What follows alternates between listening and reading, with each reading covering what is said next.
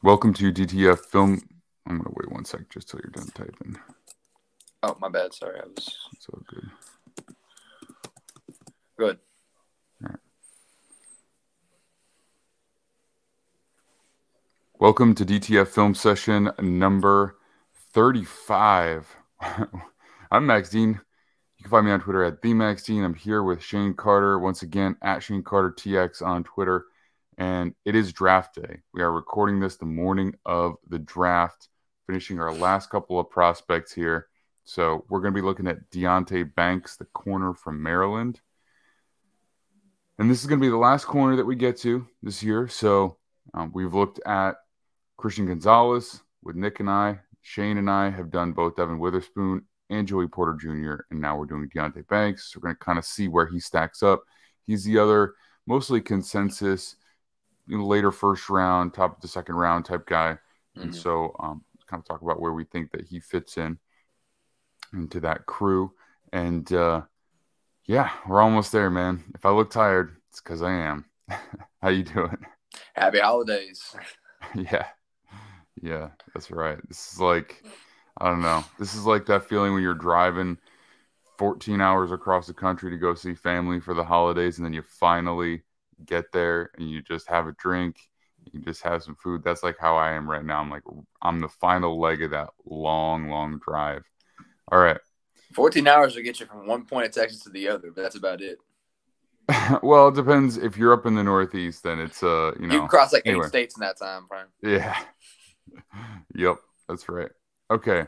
So Banks is 6 foot 198, was a wild tester, 42-inch vertical, 11.4 broad, 4.35 in the 40. And you definitely see the athleticism on tape. I didn't necessarily see that athlete on tape, but good. Definitely good. And this just kind of shows you what the upper ceiling of his athletic potential is once it translates. So, now, we're going to get into the tape pretty quickly here, but what are your overarching thoughts on Deonte?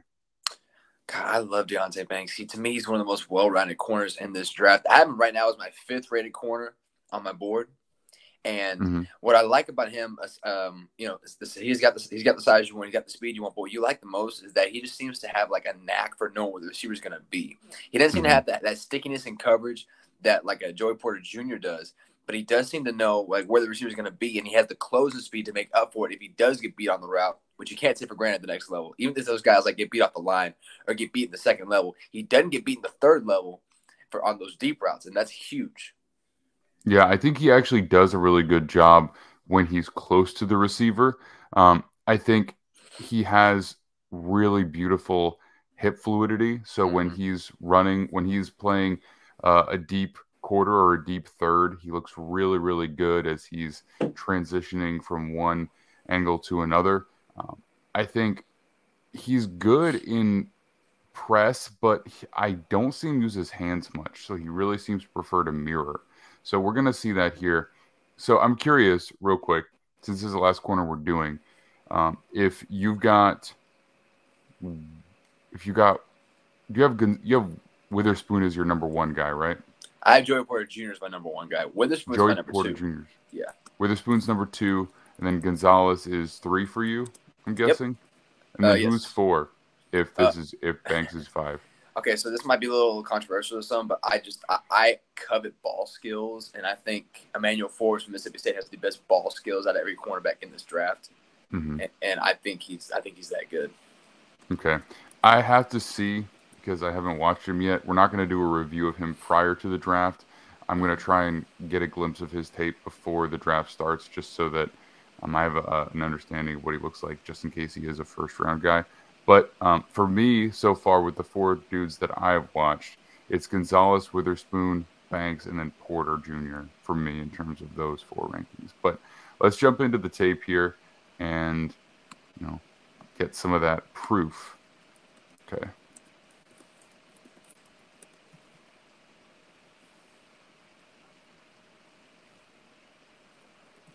So this is cover 4, I believe. So the beautiful thing here, that gets you really excited. And this rep doesn't come his way, but his ability to go from back pedal to shuffle to running downfield with his back to the receiver. It's like you said, really smooth. The fluidity of his hips is almost seamless. It almost seems like his hips never really change. His legs do, but not his hips. Yeah, like the shoulders keep almost the same angle, right? And just the hips move underneath him. He's like one of those toys where he's just connected by like a gimbal, not like bone and sinew is a little bit crazy here. So you can see that athleticism there, and that's really all you can take away from this. Generally speaking, when you are in quarters coverage, you want to keep outside leverage so that you're forcing the receiver inside because that's where you have help. In this case, the safeties head over to the other side of the field, and he doesn't really truly give that up until the ball is already being released in that direction. But maybe that's instinct. Maybe he's just trusting a little bit, but that's something that you do want to kind of be aware of. All right. Some of these end zone footage is like the end zone. Yeah, I like for him. It's all right. All right, now we got press, and I'm always interested about press just because more and more teams are going against press man coverage in the league just because they want those physical guys on the receiver, especially against the team's X receiver, because a lot more teams are taking those 2-second reads and then getting the ball out, sort of what the college game does. So they want a guy who will stick onto the guy for those 2 seconds and don't let the play develop that quickly. So I'm interested to see what it looks like here. Now, granted, this is against Michigan's offense, so you take that for a grain of salt, but I think this is Ronnie Bell he's matched up against, who actually is a solid receiver, one of the more underrated receivers in this class. Yeah, so he is going to not use his hands at all and completely trust his athleticism to mirror this receiver in press, which, when I guess you test like that, maybe that's viable. I always like to get hands on, especially if you're a legitimate 200-pound corner, like it's going to help you. But it's just not really something that I've seen him do.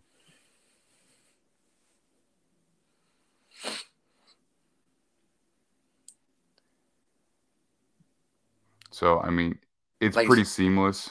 Yeah. Like I say, he's out of the route. He didn't have to touch him. But I always think it's always impressive when those cornerbacks are able to get pressed and the receiver makes some separation, but the cornerback doesn't need to make contact just to keep up. But like you say, he's so fast, he's so fluid with his hips that it doesn't really matter what route the receiver's going to run. He sticks with him.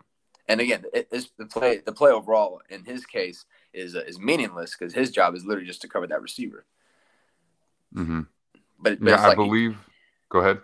I was saying he only needs to take one back step and he's already turned. He already knows where the route's going to go. Yeah, well, I believe he's looking right at the hips here, and so that's going to tell you everything that you need to know, right? If you're a corner, if you look at the eyes, then you can be deceived. You look at the feet, you can get distracted, but the hips will tell you where he's going, and I think he's watching that the whole way. Takes that one drop step right there, very light, and then he just turns and runs, and it's so easy for him. Aside from this one moment where he kind of pumps his arms, he looks like he is basically jogging with him.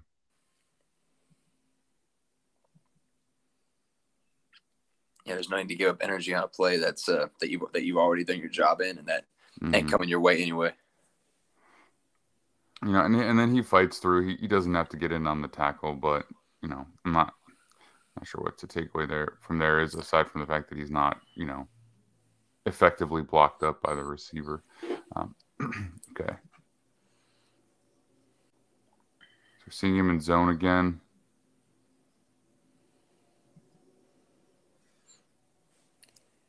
Gives up a little room, but like a lot of people, and I coined this as bait coverage, in which case you give up a little bit of room in order to get the quarterback to look your way, because he's only about 2 yards off the receiver. So if the quarterback throws that ball, he's already taken that dig. So if he can make a play on the ball as soon as it comes. See, as soon as the receiver makes that dig to the outside, Banks has his back foot planted, so he's ready to come back in. Well, it's also, I mean, you look at this underneath coverage guy right here. there isn't really a lane, right? So he's taking up. I mean, I believe that there are NFL quarterbacks who could make that throw. I do not believe that this quarterback can make that throw. No. And I think that they are aware of that. So, that lane is taken up.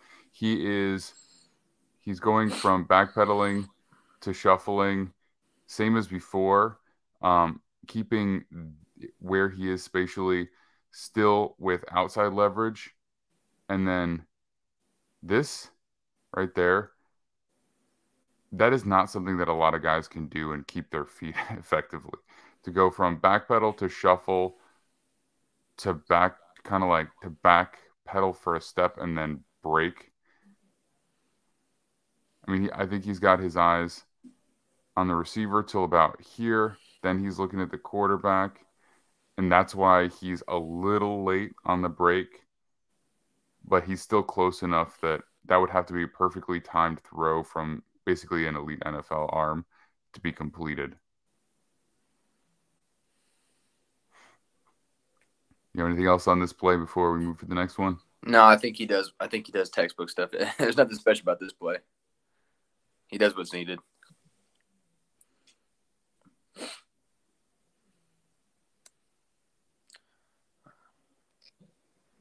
got a deep comeback route.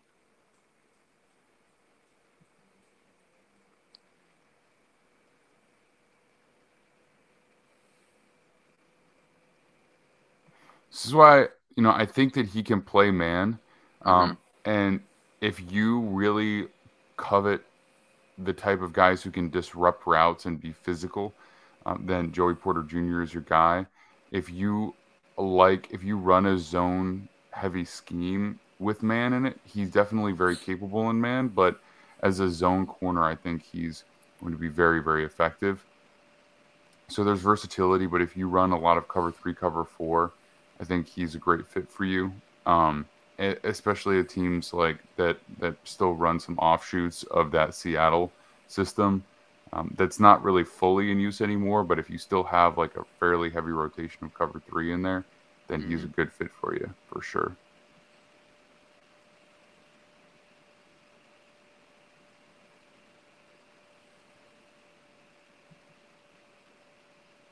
Maybe against better receivers, you are leaving yourself a little bit of space. And he's trying to make sure that he's got his deep. I guess this is man actually, or is it? No, what is this? This is a zone because the outside linebacker picks up the tight end on the crossing route, and the cornerbacks like they might have a guy in front of them, but all these guys are running like deep routes. And it doesn't. Yeah.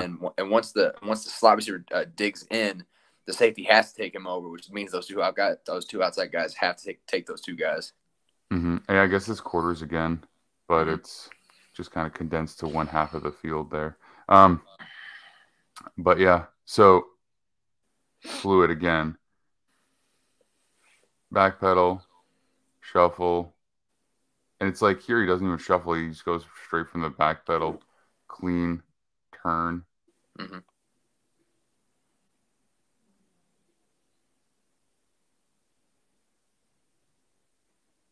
He's not really challenged that much, to be honest, which is it's not surprising considering the kind of athlete he is, that he's this clear number 1.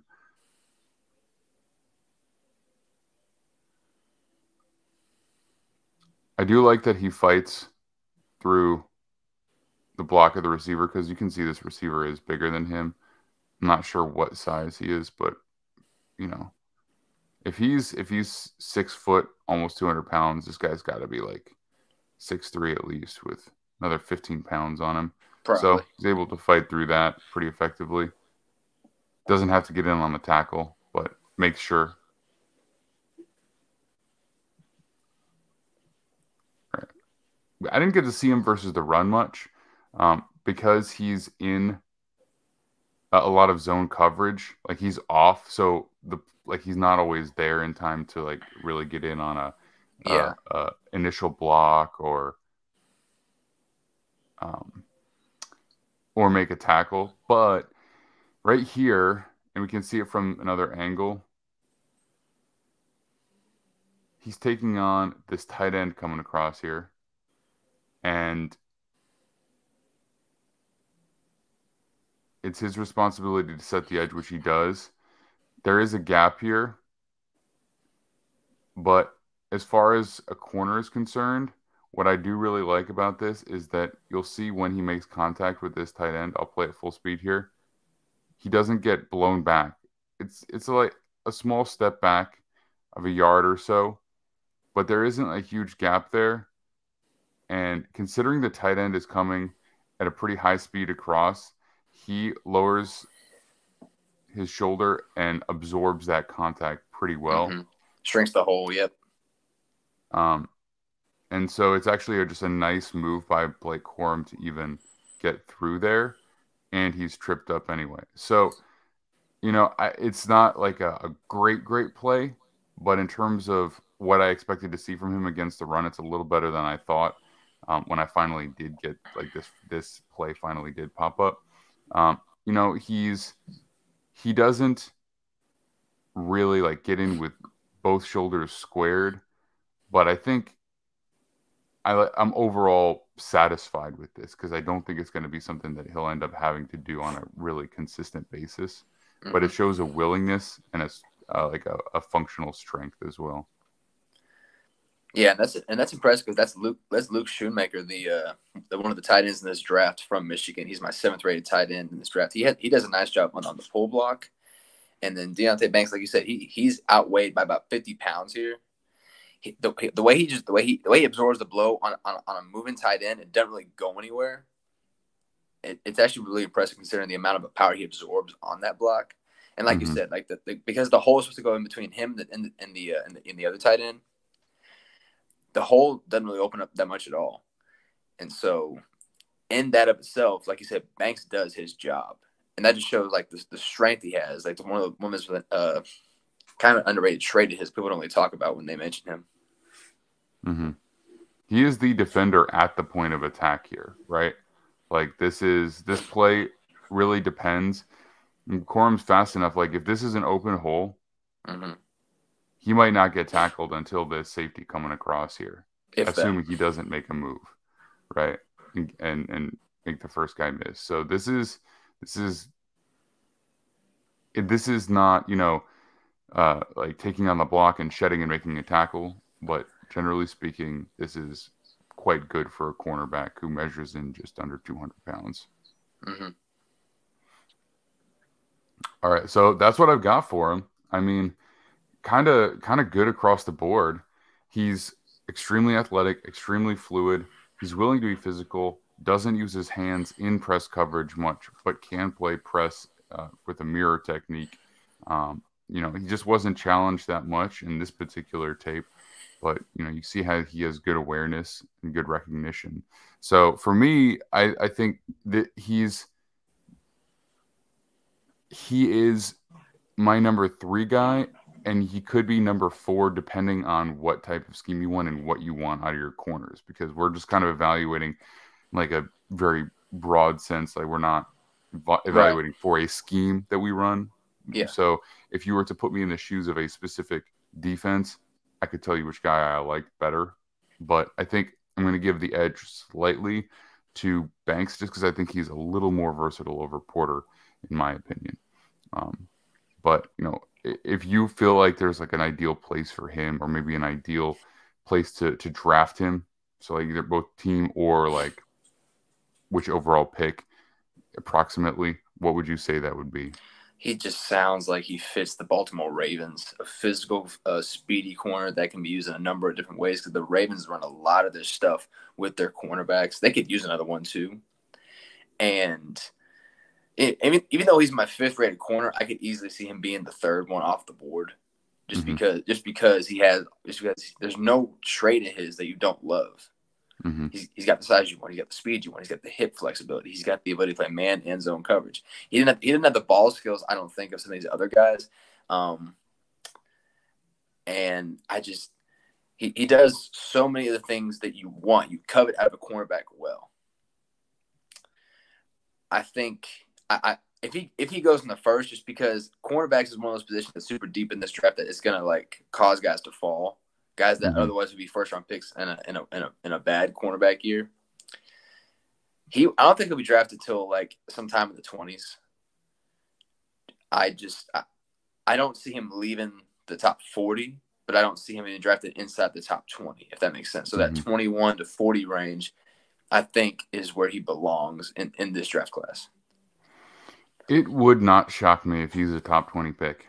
I don't want to say I'm predicting it, but it really wouldn't surprise me, because when you look at the other guys who are going to go, it's like there's all these really special players with a caveat, right? Like we've got our Kalijah Kancey's, who, like, from a tape perspective, is definitely worth a top 20 pick, but there are going to be a number of teams who are just not on board with the size and the arm length, right? And so you've got other guys like this too. You've got people talking about Brian Brzee or Miles Murphy as top 20 picks, but potentially, but it's like both of those guys need a fair amount of refinement, and I could definitely see him going over a lot of these guys. The tackles too. I mean, I think the opinions vary quite a bit, and it's just going to depend on who is, when it's going to happen. So I think that he could go anywhere from, like, the late teens, depending on who needs a corner to hire. I know that Pittsburgh at 18, Joey Porter Jr. might fit their system a little bit better, but depending on if he's there or not, or if they just want this versatile piece, he could go 18 to the Steelers. I think that, that could definitely work for them. If a team trades back a little bit, a team could trade up for this guy too. If like Porter's just doesn't fit their scheme that well, I could see that happening too. So I don't know. I think he's a very good player, and we'll see where he ultimately ends up a little bit later today. But Shane, thanks for coming on. I appreciate it. We're gonna do one more prospect. It's gonna be Will McDonald IV. So we're gonna get back on for him here in just a minute. But aside from that, enjoy your draft day, my friend. Peace. You can find me on Twitter at TheMaxDean. You can find Shane at ShaneCarterTX, and Defiant Takes Football at Defiant Takes on all social media outlets. Check out all of our written content over at DefiantTakesFootball.com. And, of course, sorry, I just got very good news. Large refund from a dentist. Don't know why, but distracting. All right. Good day for you. Yeah, the great start to the day. My wife just texted me. So, where was I? Yeah, we are going to be live after the draft. So if you are checking this out because your team just drafted Deonte Banks, you can come back on and listen to us live, Shane and I, after the first round. And we'll see you all very soon.